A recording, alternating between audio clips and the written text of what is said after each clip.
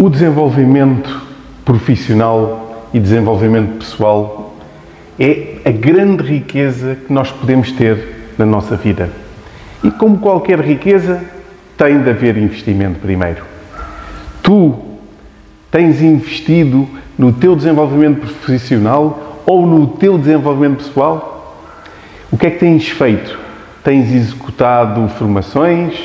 Tens participado em palestras? Tens lido alguns livros para realmente melhorares as tuas competências, melhorares os teus comportamentos, melhorares as tuas atitudes? Pensa que o melhor investimento que nós temos na vida é em nós próprios.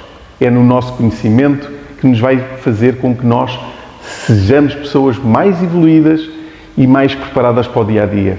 Acredita? Estamos nessa.